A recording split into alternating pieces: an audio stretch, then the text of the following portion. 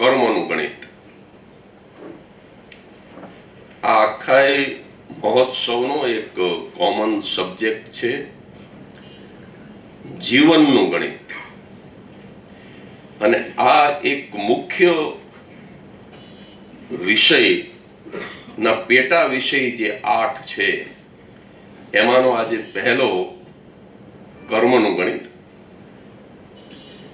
પહેલી વાત તો મુખ્ય વિષયને સ્પર્શ કરી લઉં 2-5 મિનિટ માટે કે જીવનનું ગણિત શું, જિંદગીનું ગણિત શું.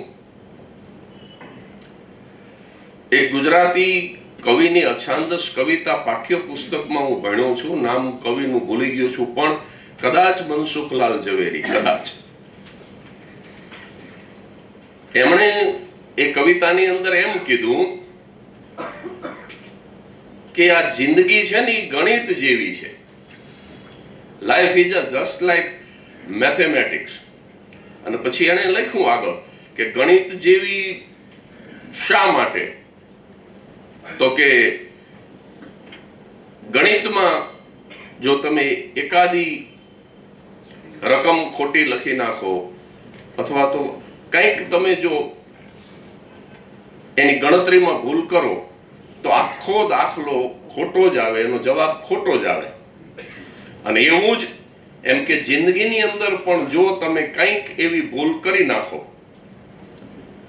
તો સરવાળે એનો દાખલો, એનો જવાબ એ ખોટો આવે.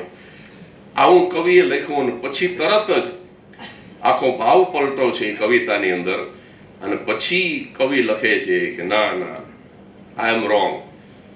જિંદગી ગણિત જેવી નથી. શું કામ? તો કે ગણિતની અંદર બીજી વખત દાખલો ગણવાની તક છે, જિંદગીમાં ઈ નથી. જિંદગીમાં તો એક વખત જે જીવાઈ ગઈ બસ, એ પછી ભૂતકાળ થઈ ગયો. એટલે કવિએ જ પછી સાબિત કર્યું કે જિંદગી ગણિત નથી. એટલે આ જીવનનું જે ગણિત છે આ વિષયને કેન્દ્રમાં રાખી જે મધુરાષ્ટક છે ને પૂર્ણ પુરુષોત્તમ ભગવાન શ્રી કૃષ્ણનું, એમાં ગણિતના 8 પ્રવચન છે. એટલા આ છે ને ગણિતાષ્ટક છે. 8 દિવસ સુધી જુદા જુદા પ્રકારના ગણિત ઉપર ચર્ચા થવાની છે. પચ્ચીગર સાહેબે બહુ બુદ્ધિપૂર્વક આને ખરેખર પચ્ચીગર નહીં, આને તો પચ્ચાગર કેવું. 25 શું કામ, 50 જેવું કામ છે. આ ખરેખર કેટલા એમણે અદ્ભુત અહીંયા આયોજન કર્યા છે. ગીતાજી ઉપર પંચામૃત કર્યું, આદર્શો ઉપર પંચામૃત કર્યું, નીતિ ઉપર પંચામૃત કર્યું, અને આજે આ ગણિતાષ્ટક, મેથાષ્ટક, આપણે ઇંગ્લિશ અને ગુજરાતી બેને ભેગા કરો તો મધુરાષ્ટક નહીં પણ મેથાષ્ટક ગોઠ્યું. અને એમાં પાછો મુહૂર્તમાં મને બોલાયું. એટલે અને આ છે ને મૂળ આ સંસ્થાનું નામ શું છે? The southern chambers of commerce and industries. એટલે આમાં ઉદ્યોગ, ધંધા, વેપારને પ્રોત્સાહન મળે એના માટે સ્થપાયેલી આ સંસ્થા. અને મને જણાવતા આનંદ થાય છે. તમે જાણતા હોય તો સારી વાત છે, ન જાણતા હોય તો તમને પણ આનંદ થશે કે આ ભારતની મોટામાં મોટી સંસ્થા છે, ગુજરાતની નહીં, કે જેની અંદર આટલા બધા ઉદ્યોગપતિઓ, આટલા બધા દુકાનદારો, આટલા બધા વેપારીઓ જે સંસ્થા નીચે લાભાન્વિત થતા હોય એવડી આ બહુ મોટી પરંપરાનું વહન આ લોકો કરી રહ્યા છે. અહીંયા બેઠા છે બધા. અને એટલા માટે જો આ કોમર્સ, આના પાયામાં કોમર્સ છે એટલે ગણિતનો વિચાર આવ્યો. આ જો ચેમ્બર ઓફ આર્ટ્સ હોત ને તો જિંદગીની કવિતા એવું ટાઇટલ હોત, કાં જિંદગીનું નાટક. અને ચેમ્બર ઓફ સાયન્સ હોત તો જિંદગીનું વિજ્ઞાન વિષય હોત. પણ આ તો આ કોમર્સ છે. અને સાહેબ આમાં ગણતરી જ હોય, આમાં ગણિત જ હોય. એટલે આ બધા જુદા જુદા ગણિત, આમાં ગણિત પહેલા આવે. પણ એક વસ્તુ તમને કહી દઉં, જિંદગીમાં સાહેબ ગણતરી છે ને એ મગજ કરે છે, ગણિત છે એ મગજનો વિષય છે, હૃદયનો વિષય નથી. મગજ અને હૃદયમાં તફાવત છે. મગજમાંથી બુદ્ધિ જન્મે છે, હૃદયમાંથી પ્રેમ જન્મે છે. એટલે સાહેબ, જ્યારે તમારું મગજ બંધ થાય ને ત્યારે તમારું હૃદય એક્ટિવેટ થાય. તમે ગણતરી બંધ કરો ને ત્યાંથી જ પછી જિંદગીની સાચી શરૂઆત શરૂ થાય. આ મેં 12મી ઓક્ટોબર 2017 ના દિવસે આ ધોળા પહેર્યા, આજથી 8 વર્ષ ને 3 મહિના પહેલા. અને તે દિવસે 3 નાનકડી પ્રતિજ્ઞા લીધી. જીવું ત્યાં સુધી સફેદ વસ્ત્રો જ પહેરીશ, જીવું ત્યાં સુધી વાળને કાળા નહીં કરું, એટલે કોઈ પણ પ્રકારનો મેકઅપ નહીં, રૂપાળા દેખાવાનો કોઈ પ્રયાસ નહીં. અને ત્રીજી નાનકડી પ્રતિજ્ઞા એ લીધી કે જીવું ત્યાં સુધી આખી દુનિયામાં કાર્યક્રમો કરીશ, પણ હવેથી કાર્યક્રમનો એક પણ રૂપિયો ઘરે નહીં લાવું. એટલે તે દિવસથી ગણતરી બંધ થઈ, મગજ બંધ થયું. મગજ બહુ વાપરવા જેવું અવયવ નથી. જેણે મગજ વાપર્યા છે એને કદાચ ભૌતિક ફાયદો થઈ ગયો હશે, પણ સાહેબ આધ્યાત્મિક રીતે બહુ મોટી ખોટ ખાધી છે. જેણે મગજ વાપર્યા છે, જેને, અને તમે મગજને જ પ્રાધાન્ય આપો એટલે તમે તમારા ભાગીદારને છેતરી શકો. વેપારની અંદર તમે મગજને પ્રાધાન્ય આપીને જીવો તો તમે તમારા ભાગીદારને છેતરી શકો, પણ હૃદયને પ્રાધાન્ય આપીને જીવો તમે જિંદગીમાં ખોટું ન કરી શકો. અને હવે તો પ્રામાણિકતાની વ્યાખ્યા બદલાઈ ગઈ. એક છોકરાએ એના પપ્પાને પૂછ્યું, 5 વર્ષનો છોકરો, કે પપ્પા પ્રામાણિકતા એટલે શું? તો એના પપ્પાએ એને તરત જ એક્ઝામ્પલ આપીને સમજાવ્યું કે હું ને રમણ કાકા અમે બંને ભાગીદારીમાં પ્રોવિઝન સ્ટોર ચલાવીએ છીએ. કે હા પપ્પા, તો કે હું જમવા માટે થઈને આવ્યો હોય અને આ ક્યાંક વાગે છે, આ બંધ કરો.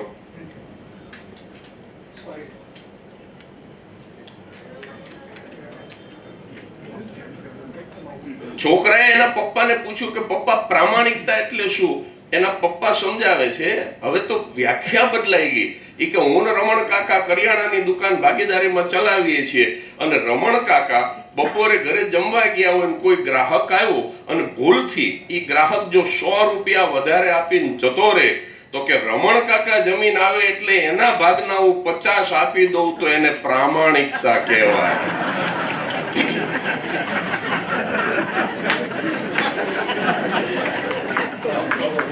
આ મગજને પ્રાધાન્ય આપીને જીવતી પ્રજાનો દાખલો છે. જો હૃદયને પ્રાધાન્ય આપ્યું તો ઓલા કસ્ટમરને 100 આપી દે, ભાગીદારને 50 ન આપત. એટલે ધીમે ધીમે હું કર્મ ઉપર જઈ રહ્યો છું, પણ ગણિતને સ્પર્શ કરીને જઉં.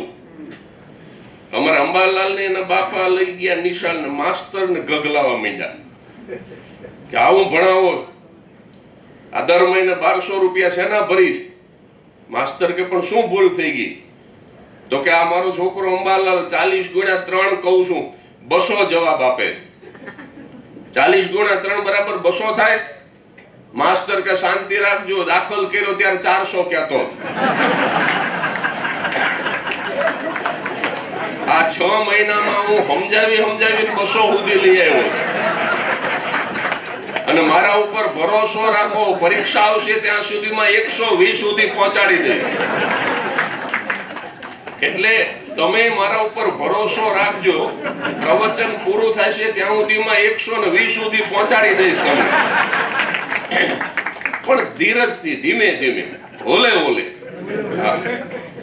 એટલે આ ગણિત જે છે ને એ મને બહુ ગળે ઉતરતું નથી. આ ભાઈ બેઠા છે ભરતભાઈ, અને હું બોલું તો એને કદાચ ન ગમે, પણ આ માણસ જે બેનની બાજુમાં જે ચેક્સનો શર્ટ પહેરીને બેઠા છે, એ કામરેજ 4 રસ્તા ઉપર આશીર્વાદ માનવ મંદિર નામની સંસ્થા છે. સાહેબ, કેવા લોકો જે મંદ બુદ્ધિના હોય, જે બિલકુલ પાગલ હોય, ઉકરડાની અંદર કચરાની અંદર હોતા હોય, ઉકરડામાં કોઈ બ્રેડનો ટુકડો નાખી જાય તો ઈ ખાઈ લે, ગટરનું પાણી પી લે. આવા જે માણસો હોય એવા માણસોને ત્યાં એમની સંસ્થામાં લાવી, એને નવડાવી ધોવડાવી, એના વાળ કાપી, એના તમામ પ્રકારના રિપોર્ટ કરી, એને શું દવા આપવી, રહેવું, ખાવું, પીવું, મેડિસિન સાથે તદ્દન મફત, આવા 1 2 નહીં 750 માણસોને આ માણસ રાખે.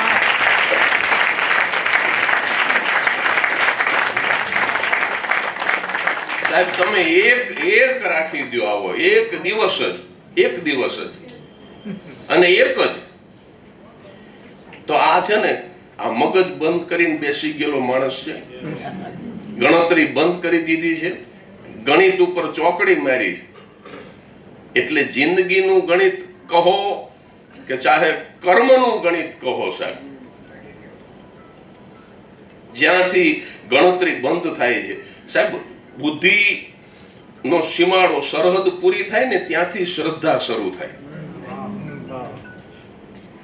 એટલે જ્યાં ગણતરી બંધ થાય છે ત્યાંથી જે ગણિત શરૂ થાય છે ને એ ગણિત બહુ આગળ સુધી કામ આવે છે. કારણ કે સ્વર્ગની અંદર કેવળ ને કેવળ કર્મનો જ ફાસ્ટેગ કામ આવે છે, બીજું કોઈ ફાસ્ટેગ ત્યાં નથી. ઉપર ગયા પછી કામમાં નથી આવતું. એટલે ઈ જે ગણતરી ઈ બુદ્ધિની બોર્ડર પૂરી થાય પછી જે શરૂ થાય ઈ સાચું ગણિત. મગજ સ્વિચ ઓફ કર્યા પછી શરૂ થાય ઈ સાચું ગણિત.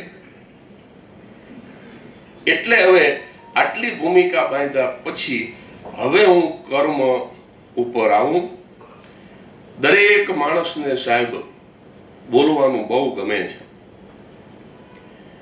ક્યારેક માણસ બોલતો હોય, ક્યારેક એનું પદ બોલતું હોય, ક્યારેક એનો પૈસો બોલતો હોય, ક્યારેક એની પ્રતિષ્ઠા બોલતી હોય, ક્યારેક એનો મની પાવર તો ક્યારેક એનો મસલ પાવર બોલતો હોય. પણ સાહેબ આ બધું જ જ્યારે પૂરું થઈ જાય અને જીવનનો અંત આવે ત્યારે એક જ શબ્દ બોલે છે અને એના કર્મ બોલે છે.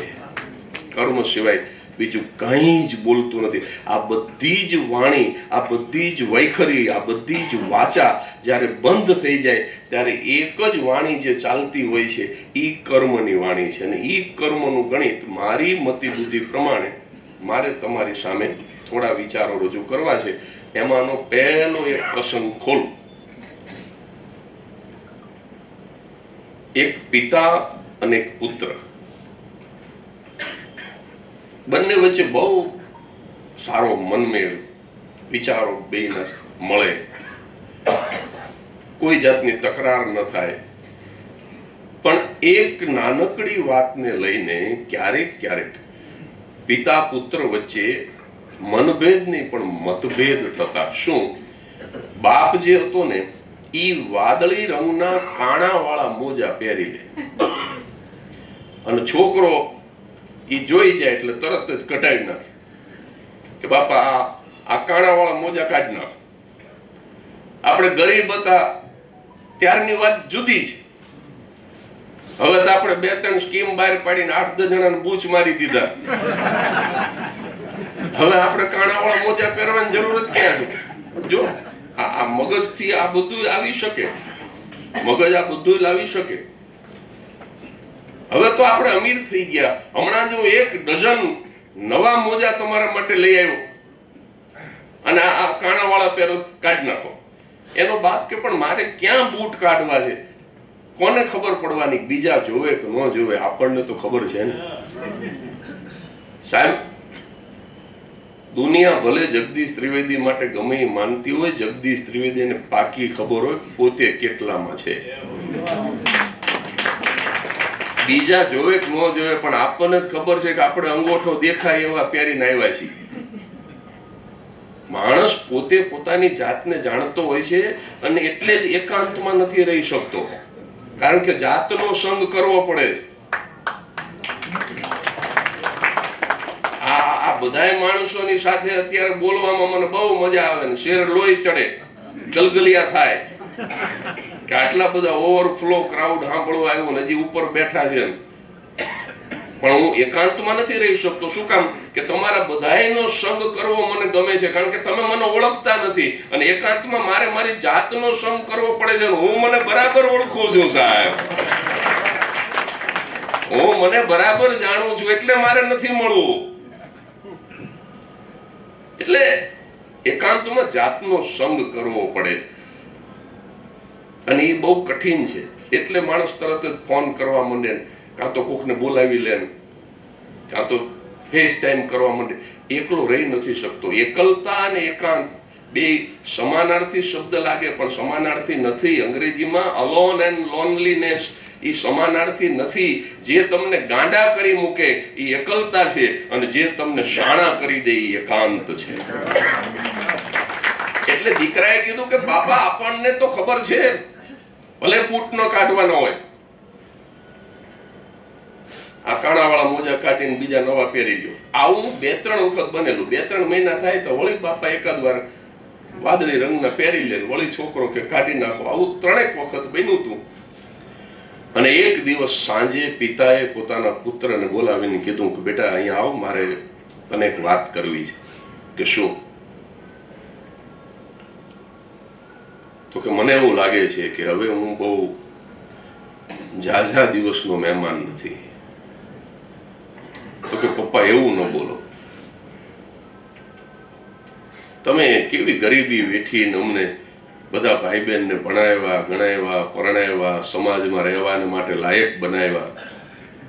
તમે કારખાનામાં રાત પાળી કરી કરીને અમારા દિવસો ઉજળા કરી દીધા અને હવે તમે આવી મરવાની વાત ન કરો પપ્પા. તો કે બેટા મને હુજી ગયું છે, હવે હું બહુ લાંબુ નહીં ટકું, પણ મારી એક તને વિનંતી ગણતો વિનંતી, હુકમ ગણતો હુકમ. જો તું મને ચાહતો હોય તો મારી એક અંતિમ ઈચ્છા પૂરી કરીશ બેટા. એટલે છોકરાએ કીધું કે હું વેચાઈ જાઉં બજારમાં. તો કે તારે વેચાઈ જવું પડે એવી કોઈ અઘરી ઈચ્છા નથી. 1 પણ રૂપિયાના ખર્ચ વગર પૂરી થઈ શકે એવી ઈચ્છા છે. કે બોલો પપ્પા. તો કે હું મરી જાઉં ને, મારી નનામી તૈયાર થતી હોય ને ત્યારે મને વાદળી રંગના કાણાવાળા મોજા, મને વાદળી રંગના કાણાવાળા મોજા પહેરાવીને પછી અંતિમ વિદાય આપજે. દીકરો કે પપ્પા આવી ઈચ્છા? તો કે મને આ ઈચ્છા છે, પછી હવે તારે પૂરી કરવી ન કરવી તારી ઈચ્છા. આટલી વાત એક સાંજે પિતા અને પુત્ર વચ્ચે થયેલી. સાહેબ ખરેખર 8 દિવસ પછી બાપ માંદો પડ્યો ને 3 દિવસના તાવમાં 11મા દિવસે બાપ ગુજરી ગયો અને નનામી તૈયાર થતી હતી. અને દીકરાને પિતા સાથે થયેલો એ સંવાદ યાદ આવ્યો, સાયંકાળનો સંવાદ. અને એને થયું કે બાપની ઈચ્છા તો પૂરી કરવી છે. એટલે જે મોજા કાયમ કઢાવી નાખતો પણ જાતે કબાટમાં નવા મોજા આગા કરી અને વાદળી રંગના કાણાવાળા લીધા અને દોડ્યો આવ્યો. પિતાનું શબ પડ્યું હતું અને ત્યાં મોજા જેવા પહેરાવ્યા અને ત્યાં તો વડીલો આવ્યા ને પંડિતો આવ્યા ને જ્ઞાતિના આગેવાનો આવ્યા ને કોઈ કે કીધું ભાઈ આ મોજા કોણે પહેરાવ્યા? ઓલો છોકરો કે મેં પહેરાવ્યા, કાઢી નાખ.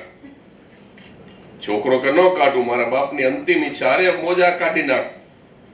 હિન્દુ સનાતન ધર્મ જે છે, હિન્દુ સનાતન ધર્મ, એમાં એક નિયમ છે, આપ સૌ જાણો છો કે જે સ્થિતિમાં માણસ આ દુનિયામાં આવે છે એ જ સ્થિતિમાં જવો જોઈએ. જેવી એન્ટ્રી એવી એક્ઝિટ. અને આમ જોવા જાવ તો એન્ટ્રી જેવી જ એક્ઝિટ હોય સાહેબ. આ બહુ તમે જો વિશાળ અર્થમાં જુઓ ને તો મનુષ્યના જીવનમાં એન્ટ્રી જેવી જ એક્ઝિટ હોય. જો બાળક તમે જુઓ, બાળકને મોઢામાં દાંત ન હોય, એક્ઝિટ વખતે દાંત ન હોય. વૃદ્ધોને દાંત ન હોય. બચપણમાં બાલનો સહારો ન હોય, બુઢાપામાં બાલનો સહારો ન હોય. બચપણે કોઈને ડિપેન્ડન્ટ હોય, મા બાપના સહારાની જરૂર પડે. બુઢાપોએ કોઈને ડિપેન્ડન્ટ હોય, સંતાનના સહારાની જરૂર પડે. બચપણમાં તે આમ ચાલવામાં સંતુલન ન રહે, બુઢાપામાં પણ ચાલવામાં સંતુલન ન રહે. બચપણમાં પણ ડાયપર પહેરવા પડે, બુઢાપામાં પણ પહેરવા પડે. યુરિન કંટ્રોલ ગુમાવે વૃદ્ધો. સાહેબ જો જેવી એન્ટ્રી એવી જ એક્ઝિટ. પણ એક તફાવત મેં ગોત્યો છે બચપણ અને બુઢાપા વચ્ચે. સિમિલારિટી તો ઘણી છે, પણ તફાવત મને ગમે છે એટલે હું કહી દઉં. વિષયને અનુરૂપ નથી, પણ મને ગમે છે એટલે કહી દઉં કે બચપણ અને બુઢાપામાં શું તફાવત છે. તો કે બચપણમાં આંખમાં આંસુ આવે, બાળક દોડતું હોય, ઠેસ વાગે, રોવા માંડે. બચપણમાં આંખમાં આંસુ આવે અને પછી તરત જ એની માં યાદ આવે. બચપણમાં પહેલા આંખમાં આંસુ આવે અને પછી માં યાદ આવે. બુઢાપામાં પહેલા માં યાદ આવે અને પછી આંખમાં આંસુ આવે. કારણ કે માં મરી ગઈ હોય, માં યાદ આવે, પછી આંખમાં આંસુ આવે. એટલે ઓલાએ કીધું બધાએ કે આ મોજા કાઢી નાખ, છોકરો કે નહીં કાઢવું. ઓલાએ જડ હતા પાછા જ્ઞાતિજનો, કે મોજા નો કાઢ તો આ નનામી નો ઉપાડી. બગડાટી બોલી સાહેબ, ઝઘડો થયો, શક પડ્યું છે પિતાનું. અને પછી એક ફુવા 70-72 વર્ષના ફુવા એ બરાબર ઝઘડો જામ્યો એટલે એક એન્વલપ લઈને આવ્યા. એ કે ઉભા આ મારો શાળો ગુજરી ગયો એ પહેલા 11 દી પહેલા મને એવું કહેતો ગયો છે કે હું ગુજરી જઉં પછી મોજા માટે થઈને બગડાટી બોલશે. આગાહી કરતો ગયો છે કે હું ગુજરી જઉં એટલે વાદળી રંગના કાણા વાળા મોજા ઈ જલસો કરાવી દેશે. એટલે ઝઘડો થઈ ગયો છે, પણ મને એન્વલપ આપતો ગયો છે અમારો શાળો. અને એને મને કીધું છે કે બરાબર ઝઘડો જામે ત્યારે જ્ઞાતિજનો, આપણા સગાવાલા, પંડિતો, આ બધાની ઉપસ્થિતિમાં આ કવર તમે ખોલજો અને મારા એકના એક દીકરાને ઉદ્દેશીને મેં જે અંતિમ પત્ર લખ્યો છે મારા જીવનનો, એ બધાની વચ્ચે મારા દીકરાને વાંચી સંભળાવજો. એટલે હવે જો તમે ઝઘડો કરી લીધો હોય તો મને મરનારની ઈચ્છા પૂરી કરવા દો. બધા કે ના ના જલ્દી ખોલો. અને ફુવાએ કવર ખોલ્યું, અંદરથી કાગળ કાઢ્યો તો મરનારે મરતા પહેલા પોતાના એકમાત્ર પુત્રને ઉદ્દેશીને બહુ નાનકડો પત્ર 2-3 લીટીનો જ લખ્યો હતો. અને એમાં એવું લખ્યું હતું કે મારા વાલા દીકરા, આ કાણા વાળા મોજા પણ દુનિયા સાથે નહીં લઈ જવા દે. કાણા વાળા મોજા પણ આ જગત સાથે નહીં લઈ જવા દે.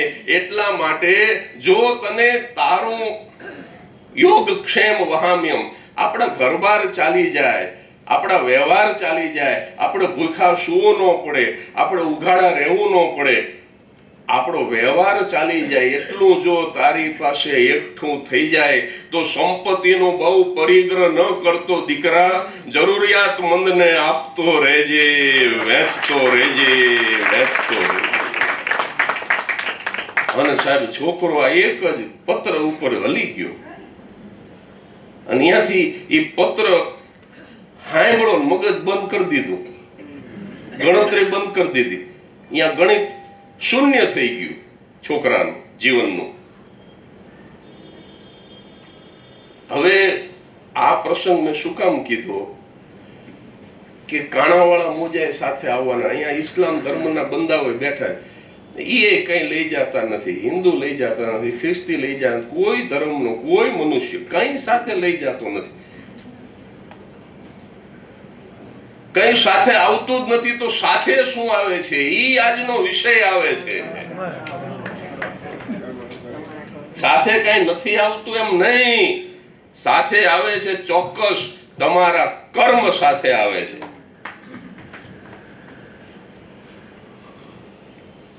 એવું કંઈક હિન્દી ફિલ્મનું ગીત હતું કંઈક, તેરે કર્મો કા હૈ તેરે જીવન સે નાતા, એવું કંઈક છે ને. તું ही अपना भाग्य विधाता, तेरे कर्मों का है तेरे जीवन से नाता. તું જે કર્મ કરે છે એનો તારી જિંદગીના ગણિત સાથે સીધો સંબંધ છે, કર્મના ગણિતનો. તમે બાજરો વાવો ને તમે કહો ઘઉં ઉગે, જિંદગીમાં ન ઉગે.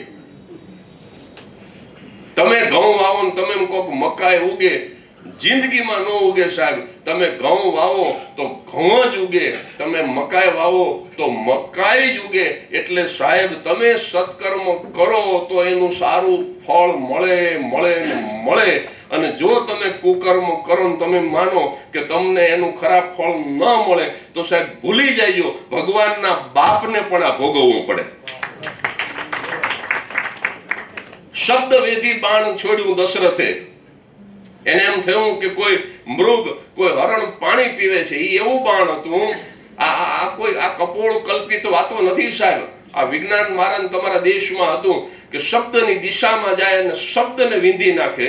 અને બન્યું એવું કે શ્રવણ એ તો મા બાપ માટે થઈ અને પાણી ભરતો હતો ને એ ઘડામાં પાણી ભરાતું હતું ને એનો જે અવાજ આવતો હતો બુડ બુડ બુડ બુડ બુડ બુડ બુડ, અને શ્રવણ વિંધાઈ ગયો.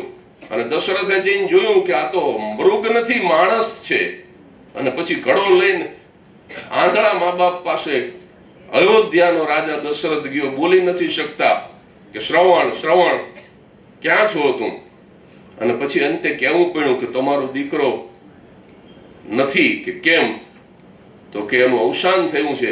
અને સાહેબ માથા પછાડ્યા આંધળા મા બાપે, કારણ કે કાવડમાં નાખી અને જે ચારધામની જાત્રા કરવા લઈ જતો હોય, આજે વર્ષો પછી પણ જો કોઈ સુપાત્ર દીકરો સમાજમાં જોવા મળે તો લોકો શ્રવણનો દાખલો દેતા હોય અને શ્રવણની ઉપમા આપતા હોય. તો ઈ શ્રવણ સાહેબ, ઈ જીવતો જાગતો શ્રવણ મરી ગયો. એવા સમાચાર મા બાપને જયારે મળ્યા હશે, માથા પછાડ્યા પ્રજ્ઞાચક્ષુ માતા પિતાએ. પણ મરતી વખતે શાપ આપ્યો કે હે દશરથ,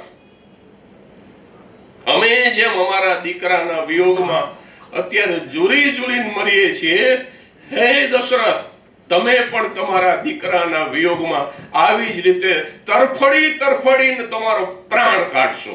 જાઓ, તમને શાપ આપું છું.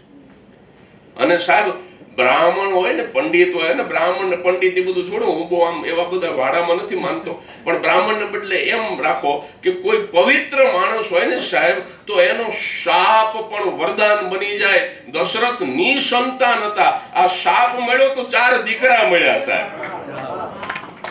કારણ કે શાપમાં એમ કીધું કે તમે દીકરાના વિયોગે જુરીને મળશો એટલે દીકરો તો જોઈએ, અને એકના બદલે 4 મળ્યા. એટલે એ શાપ નહોતો પણ એ વરદાન હતું.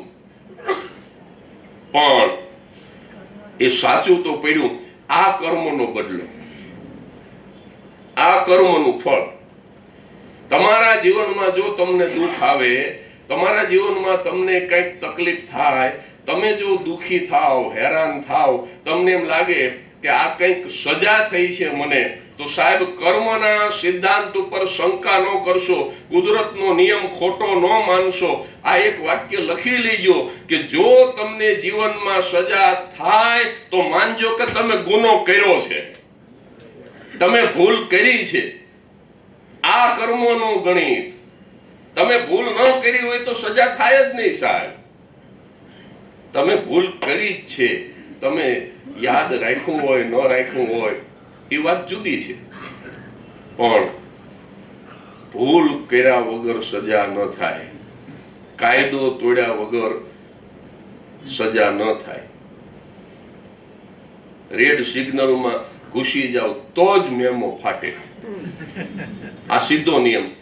બાકી જો તમે નિયમ પ્રમાણે જાઓ તો પોલીસ શું, પોલીસના બાપની તાકાત નથી તમને ઊભા રાખી શકે. આ તો તમે નિયમ તોડો છો એટલે પછી તમને કોન્સ્ટેબલ હોય તો એ મોટા ઉદ્યોગપતિને ઊભો રાખી દે. એટલે કર્મનું સીધું ગણિત આ છે, જેવું કરો તેવું ભરો, અથવા તો તમે જેવું વાવો તેવું લણો. આ કર્મનું સીધું ને સટ ગણિત. સાસુની સેવા કરી હોય તો તમારી વહુ સેવા કરે. આ કર્મનું ગણિત. જોકે હવે એક યુગ એવો આવ્યો છે અત્યારે જે સાસુઓ છે ને એ બિચારી સેન્ડવિચ યુગમાં જીવે છે. અત્યારની સાસુઓ એને કઈ ગયા જન્મમાં તો પાપ કર્યા જ છે. અત્યારની સાસુઓ સેન્ડવિચ યુગ કેવી રીતે, અત્યારની સાસુઓ રહીને એને સાસુની સેવા કરી છે ને વહુની એ કરે છે, ડબલ બે બાજુ. હા, વહુ 9 વાગે જાગે એનો નાસ્તો તૈયાર રાખવો પડે અત્યારની સાસુને, અને સાસુની સેવા તેને ઓલરેડી કરી છે 5 વાગે જાગીને. એટલે અત્યારની સાસુઓ સેન્ડવિચ યુગમાં છે. ડબલ કર્મ. એટલે આ કઈક આગળ કઈક કરેલું હોય તો થાય. એક સાસુને સવારના પોરમાં હવે દૂધનો વાટકો ભરીને આપ્યો. સાસુ કે કેમ કોઈ દીની આજ દૂધ આપ્યું? તો કે બાજ નાગ પાંચમ છે ને.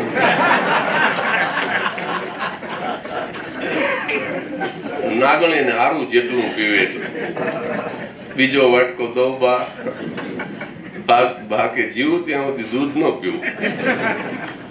એટલે સાહેબ હું થોડુંક મારું પ્રવચન ગંભીર ન થઈ જાય, કારણ કે મારો સ્વભાવ ગંભીર નથી, એટલે પ્રવચન ગંભીર કરવું એ તે બરાબર નહીં. એટલે હું વચ્ચે વચ્ચે આવા ક્યાંક જો મને જડી જાય તો એક્ઝામ્પલ હું રજૂ કરીને થોડુંક હળવું કરતો રહીશ. પણ આ સીધું અને સટ ગણિત છે કે જે પ્રકારના કર્મ આપણે કરીશું એ પ્રકારના આપણને આ પૃથ્વી જે છે ને એ ગોળ છે, એને ક્યાંય ખૂણો નથી. એટલે આપણે પાપ કર્યા હોય ને તો એને હંતાડવા માટે ખૂણો છે જ નહીં. ખૂણો હોય તો એમાં તમે હંતાડો ને. આ તો ગોળ છે અને પાછી ફરે છે.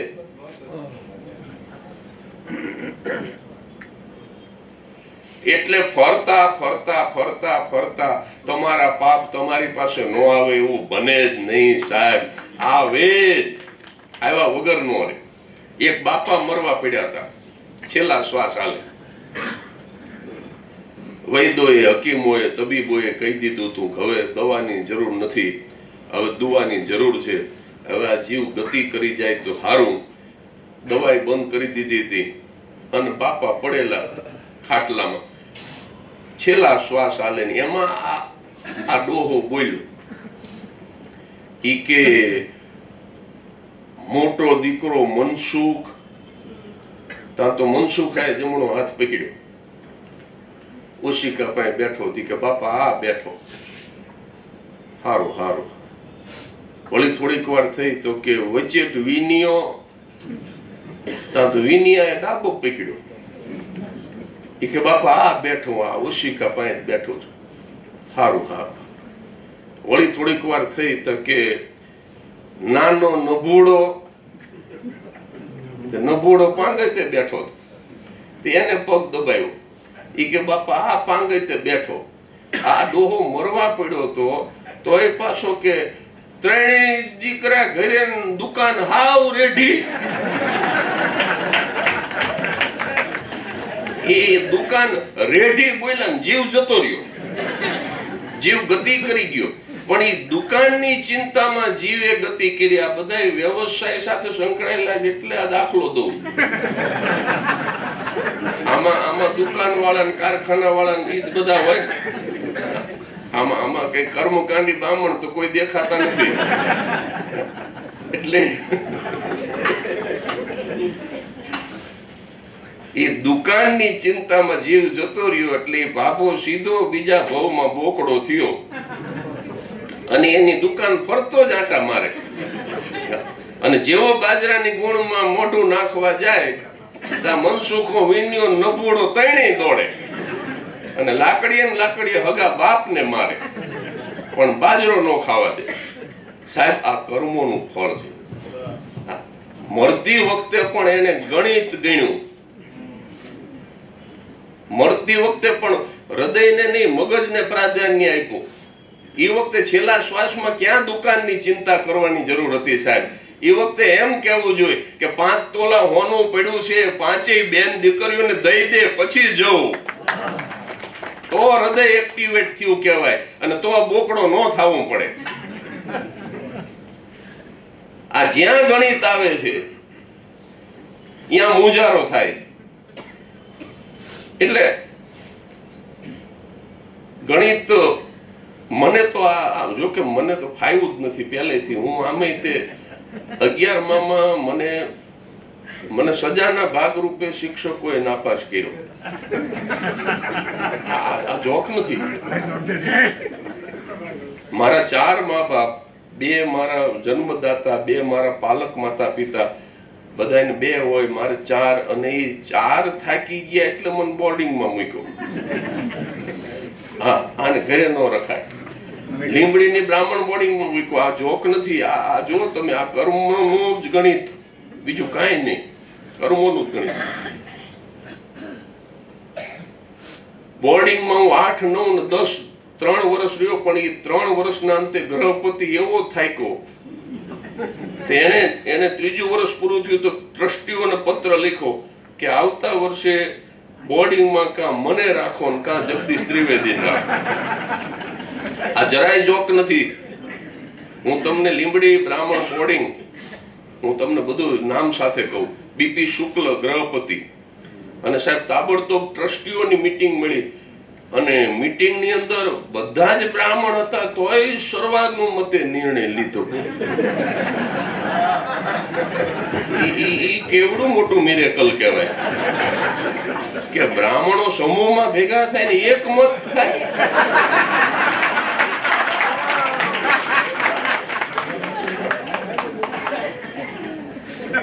મને અહીંયા બેઠા છે ને હું વખાણ કરું છું નહીં સાહેબ, પટેલ સમાજ ઉપર મને ખરેખર અભિમાન છે કે એકતા તમારે જોયું હોય ને તો પટેલ સમાજના આયોજન જોવો તમે.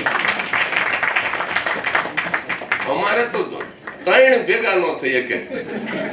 3, હા, પ્રમુખ, મંત્રી, ખજાનચી, આ 3ના મત એકનું હોય. પણ મારું દુર્ભાગ્ય, મારા ક્યાંક ગયા જન્મના કર્મનું ગણિત, તે બધા એકમત થઈ ગયા ને ઈ કે આટલા ટૂંકા પગારમાં બીજો ગ્રહપતિ નહીં મળે.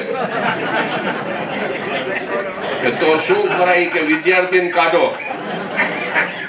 સાહેબ, લીંબડી બ્રાહ્મણ બોર્ડિંગના આજ દિવસ સુધીના ઇતિહાસમાં ટ્રસ્ટીઓએ કોઈ વિદ્યાર્થીને રસ્ટિકેટ કર્યો હોય એવો એકમાત્ર વિદ્યાર્થી થવાનું સૌભાગ્ય મને મળ્યું છે. કઠિયારો કે છે.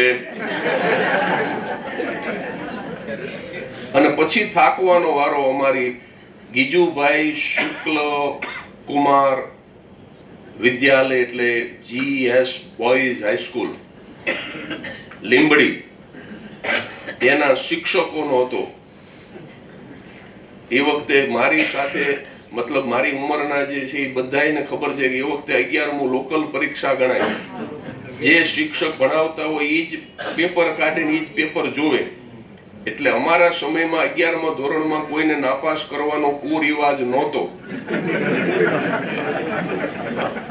બધાને ધક્કો મારી દે, પછી 12માં જે થવું એ થાય. પણ અમારી હાઈસ્કૂલના મારા વિદ્યાગુરુઓએ મારા તોફાનોથી કંટાળી મને સજાના ભાગરૂપે 11મા ધોરણમાં નાપાસ કર્યો. 11મા ધોરણમાં શિક્ષકોએ નાપાસ કર્યો. 12મા ધોરણમાં મેં મારી લાયકાતથી નાપાસ થઈને દેખાય. કારણ કે મને ગિલ્ટી ફીલ થઈ કે આપણે એવા તે કેવા હેન્ડીકેપ કે નાપાસ થવા માટે શિક્ષકોનું અવલંબન લેવું પડે. આપણે આપણી મળે નાપાસ ન થઈ શકી. અને મને 82ની સાલમાં ખબર હતી કે 12માં ગુજરાતની ગાદી ઉપર નરેન્દ્રભાઈ મોદી આવશે અને આત્મનિર્ભર થવાની વાત કરશે. હું 82માં નાપાસ થવાની બાબતમાં આત્મનિર્ભર થઈ ગયો સાહેબ. ખરેખર તો શું હતું કે દેખાદેખીમાં સાયન્સ લઈ લીધું હતું. હવે હું વિજ્ઞાનનો નહીં, અજ્ઞાનનો માણસ. વિજ્ઞાનમાં કઈ કવરેજ પકડાણું નહીં. પાસ તો ઘણું થવું હતું, પણ દાંડી મારી. એટલે સાહેબ 2 વખત નાપાસ થયો. પણ આ આડવાત જેવું લાગશે, આ ગણિત છે ને એ વખતે નહોતું આવડતું. એ વખતે જો 800, પછી તો આર્ટ્સમાં ગાડી સડસડાટ દોડી. પણ જે યુવાન, જે વિદ્યાર્થી ભાઈ બહેનો અહીંયા બેઠા છે એને ભલે આડવાત લાગે તો હું એક લીટી કહી દઉં કે બબે વખત નાપાસ થયો, સમાજમાં બદનામી થઈ. લીંબડીના જગદીશ આશ્રમ પાસે ભોગાવો નદી, જગદીશ આશ્રમ અને નદીની વચ્ચે આ જગદીશ મોડી રાત સુધી રોયો, કારણ કે સમાજમાં બદનામી થઈ કે જેના 4 મા બાપ શિક્ષક, એનો છોકરો બબે વાર નાપાસ થયો. વૈદના તો ખાટલે જ હોય. આવી બધી વાતો થવા માંડી સમાજમાં. મા બાપ દુઃખી થયા. મને દુઃખ થયું કે મેં મારી બોર્ડિંગના ટ્રસ્ટીઓને, ગૃહપતિને દુઃખી કર્યા, મારી સ્કૂલના મારા શિક્ષકોને દુઃખી કર્યા, મા બાપને દુઃખી કર્યા. એટલે બહુ પસ્તાવો થયો. મોડી રાત સુધી રોયો. પણ સાહેબ, સામે જ નદી ચાલી જતી હતી. મને 1 સેકન્ડ માટે પણ નદીમાં કૂદીને મરી જવાનો વિચાર નથી આવ્યો. અને આજના છોકરા છોકરીઓ 1% નહીં, 1 માર્ક ઓછો આવે ને પંખે ટીંગાઈ જાય.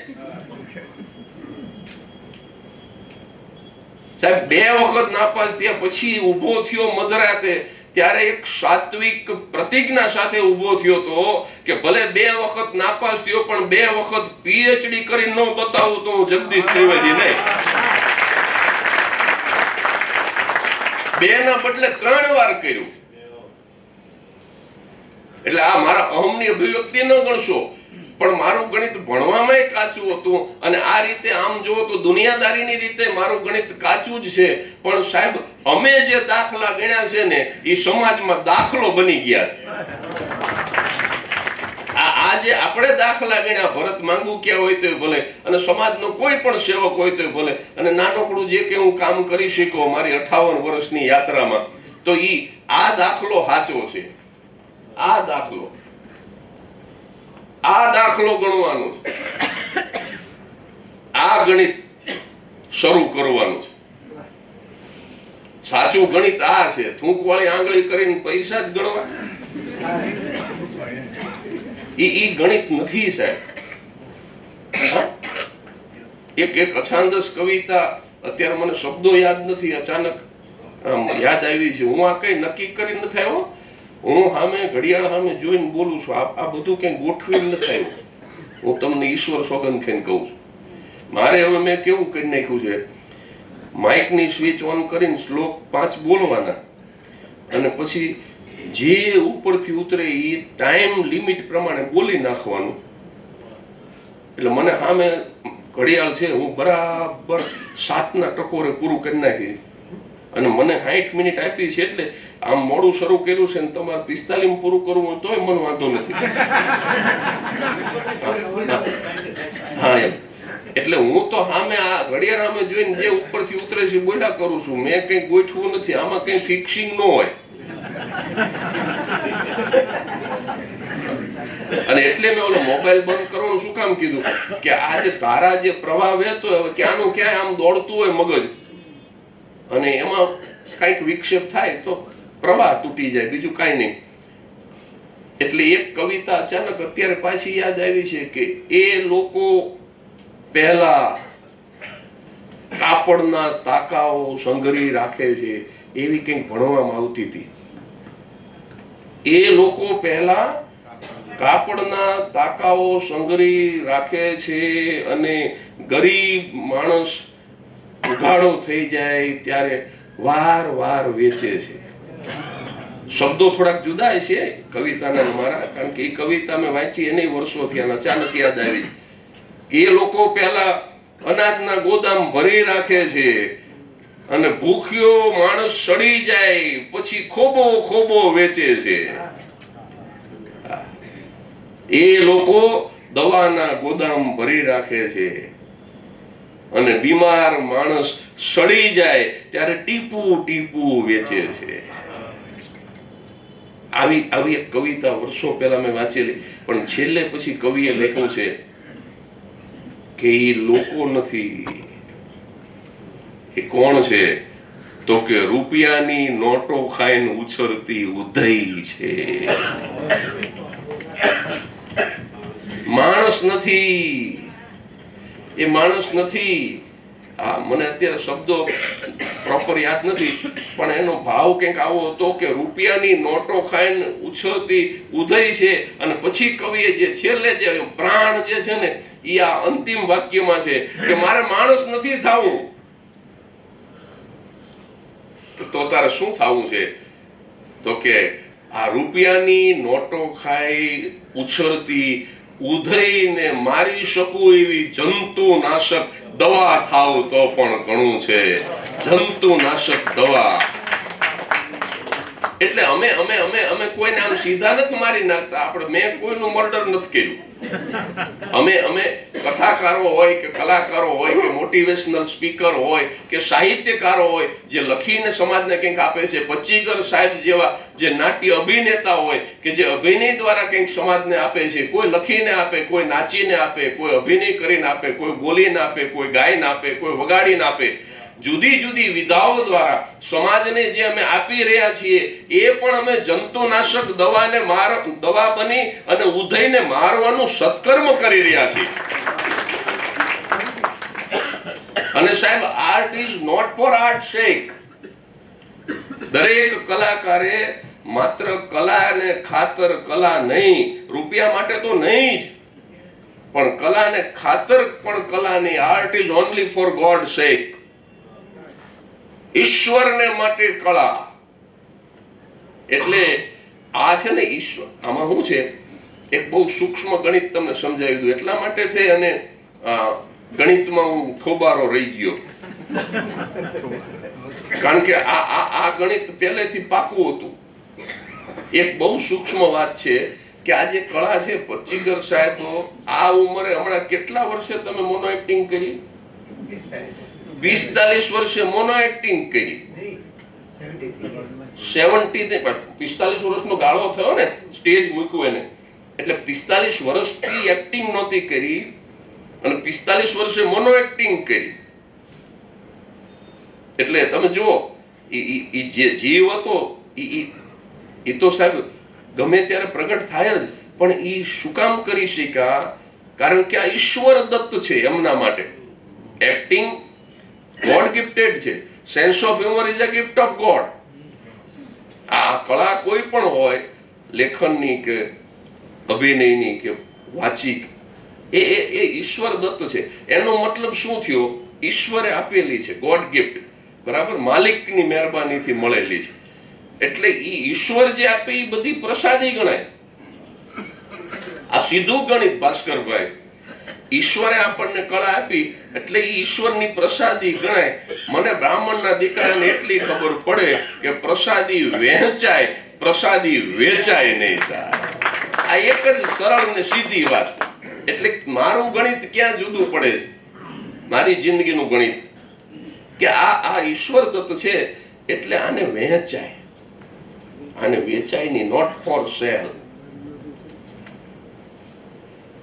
એટલે મારા વાલા મુરબ્બીઓ, માતાઓ, ભાઈઓ, બહેનો અને ભૂલકાઓ, બસ વિશેષ કંઈ કહેવું નથી. જે બોર્ડિંગે મને રસ્ટિકેટ કર્યો, એ જ બોર્ડિંગના ટ્રસ્ટીઓ, એ જ બોર્ડિંગના સંચાલકો આજે ગૌરવ લે છે કે અમારી બોર્ડિંગના ઇતિહાસમાં કોઈ છોકરો પદ્મશ્રી થયો હોય તો એક જ જગદીશ ત્રિવેદી.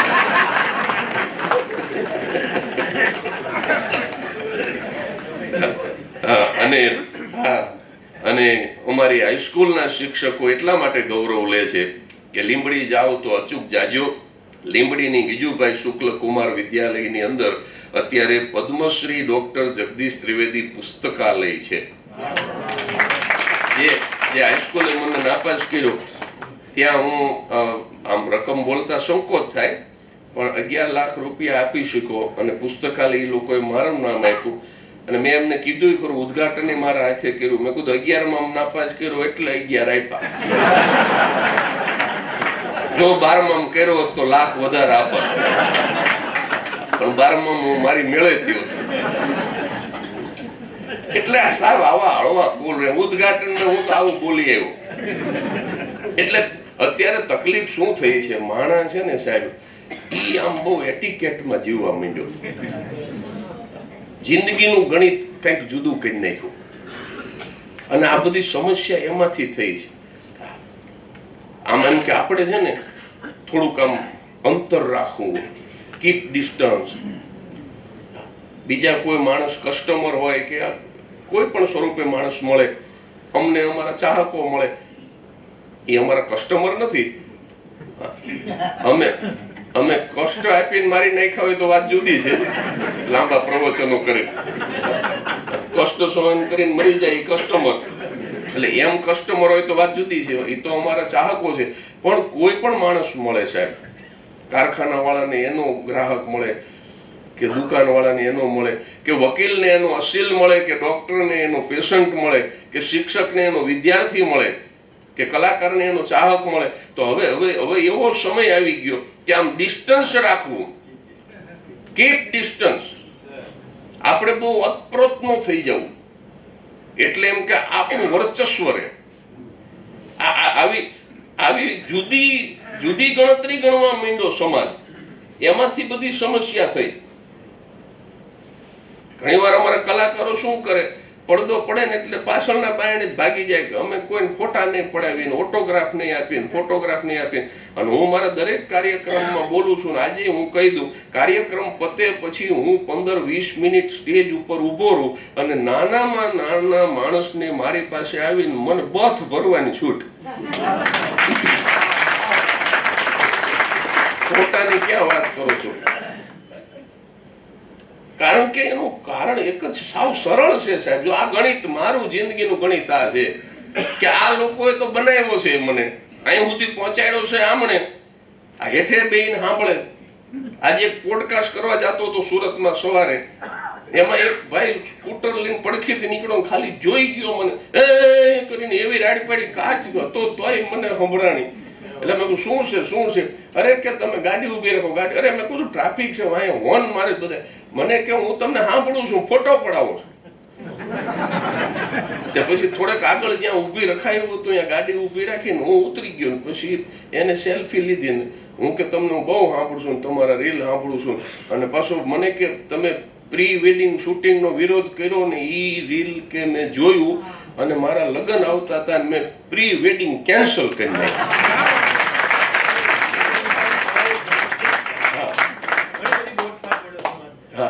કારણ કે આ ન કરાય. જો હવે ગણિત કેવું ઊંધું ગણવા માંડ્યા, એમાં દુઃખી થાય જ માણસો કે ભાઈ આપણા હાડુભાઈએ છોકરીને મોકલી એટલે આપણે તે પ્રી વેડિંગ શૂટ કરાવવાનું.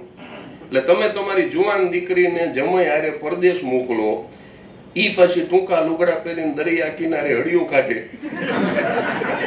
અને તમારો જમાઈ પાછો આખી તેડી લે. આવું કુંવારા કરવાનું. અને સાહેબ જેની પાસે રૂપિયા છે ને એ કદાચ 5 લાખ ખર્ચી નાખે તો વાંધો નહીં, પૈસા નથી ઈવડા ઈ પાછા દેણું કરીને પ્રી વેડિંગ શૂટ કરાવે. જો જિંદગીનું ગણિત કેવું થઈ ગયું. પછી દાખલા ખોટા જ પડે ને, દાખલા ખોટા જ પડે, કારણ કે ગણિત બદલાઈ ગયું. આ ગણિત આ પદ્ધતિ જ સાચી નથી. દરેક દાખલો ગણવાની એક મેથડ હોય પણ ખોટી રીત છે, સમજ્યા? તમે હાવ પેપર કોરું મૂકી દો ને તોય પરીક્ષકને એમ થાય કે સ્વચ્છતાના 5 માર્ક આપો.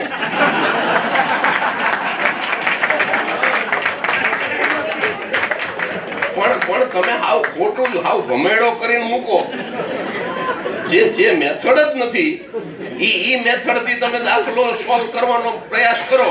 આ મેથડ નથી સાહેબ, આ આપણી સંસ્કૃતિ નથી. પ્રી વેડિંગ શૂટ આ મેથડ જ નથી, આ ખોટું ગણિત ગણવા માંડ્યા અને આ કર્મોનું ભાથું બાંધી છે. પછી એની અંદર જે સમસ્યા થાય એ બધા કર્મોના ભાથા.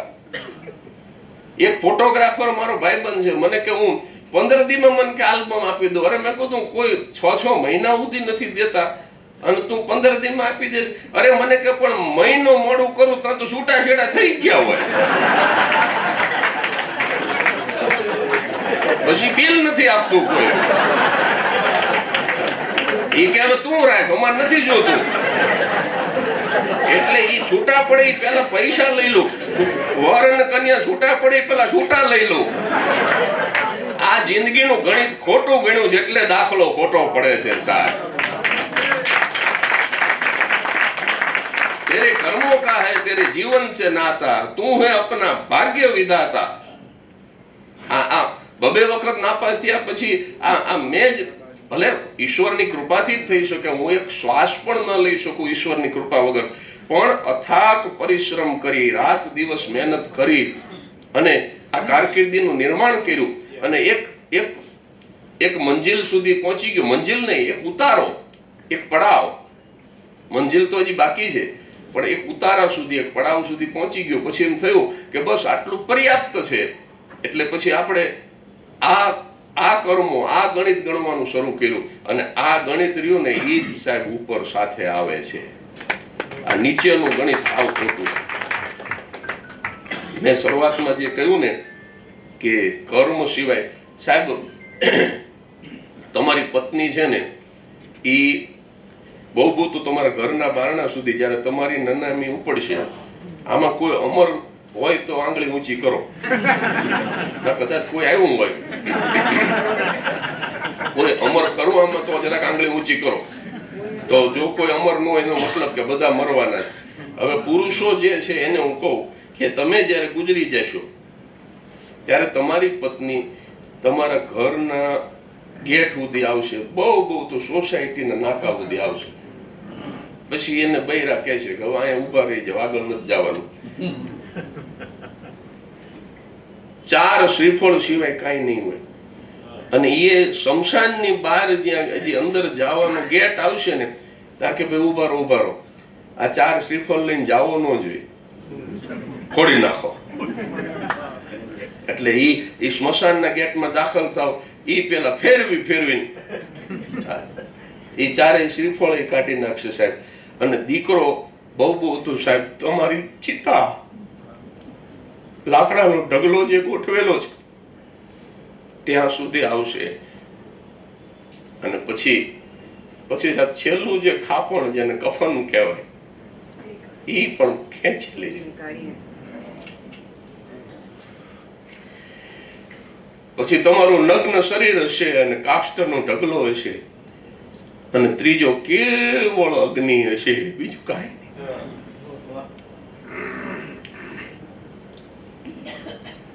આ છે જિંદગીનું ગણિત.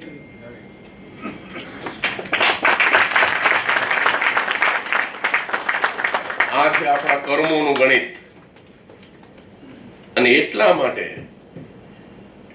માટે કે જો કંઈ જ સાથે નથી આવવાનું, તમે શરૂઆતમાં કહ્યું એમ કે ના, નિરાશ થવાની જરૂર નથી, કંઈક સાથે આવે છે, અચૂક આવે છે. અને એ છે તમારા કર્મ. એટલે જો સારા કર્મો કરીને ગયા હશું તો એનો કંઈક સારો ફાયદો અચૂક મળશે. કારણ કે ઈશ્વરના દરબારમાં દેર છે પણ અંધેર નથી. બાકી તો વાલીને મારી નાખ્યો ભગવાન રામે, તો વાલીએ મરતા પહેલા કીધું ઈ કે મારો ઝઘડો તો સુગ્રીવ સાથે હતો, મેં જે કંઈ કર્યું એ સુગ્રીવ સાથે કર્યું, મેં તમારી સાથે કાંઈ નથી કર્યું, તમે મને માર્યો શું કામ? અને ભગવાનને કાનની બૂટ પકડવી પડી કે તારી વાત સાચી છે બેટા. તો કે હવે એક કામ કર. શું? કે કૃષ્ણ અવતારની અંદર તું જરા નામનો પારાધી થજે, અને મેં તારું કાંઈ ન બગાડ્યું હોય અને છતાં પ્રાચીના પીપળા નીચે જ્યારે મહારાજ કુળના લોકોથી ત્રસ્ત થઈ, મારી જ જ્ઞાતિ મહારાજ હગાવાલાથી થાકી દુખી થઈ અને એકદમ જેને કહેવાય કે વિષાદ સાથે હું બેઠો હોઈશ, પગ ઉપર પગ ચડાવીને, અને એ વખતે તું જરા નામનો પારાધી થઈને આવજે વાલી, અને આનો બદલો વાળી લેજે. કે કેમ? તો કે કર્મનો બદલો તો ભગવાનને પણ આપવો પડે છે. ભલા માણસ, ભગવાનના બાપનું ન હાલે, ભગવાનનું ન હાલે. હવે જો ઉપરવાળા જગદીશનું ન હાલે તો આ જગો ઝેરોક્ષ વાળો તો વળી કઈ વાડીનો મૂળો. ભલા માણસ, મારી શું હેસિયત કે કર્મના સિદ્ધાંતની સામે હું ટક્કર લઈ શકું, હું ફેરવા જે નિયમ જે છે એને ફેરવી શકું. જે કર્મનું ગણિત છે, જે જિંદગીનું ગણિત છે, એની એક નાનકડી રકમ પણ હું બદલી શકું, એ હેસિયત નથી મારી. એટલા માટે થઈ અને બરાબર 18 ને 59 સમય અને ભરતી કોઈની રાહ જોતા નથી. અને આ જીવાઈ ગયેલું જીવન છે, આ વંચાઈ ગયેલી કિતાબ છે, આ ભજવાઈ ગયેલું નાટક છે.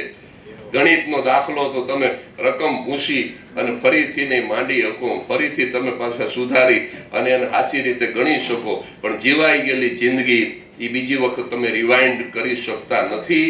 એટલે કર્મનું ગણિત એટલું જ છે મિત્રો કે સારા કર્મ કરીએ તો એનો સારો બદલો મળે, આજે નહીં તો કાલે, કાલે નહીં તો પરમ દિવસે, આ ભવમાં નહીં તો આવતા ભવમાં પણ બદલો મળે. 19:00 થઈ ગયા છે. હરિઓમ તત્સત.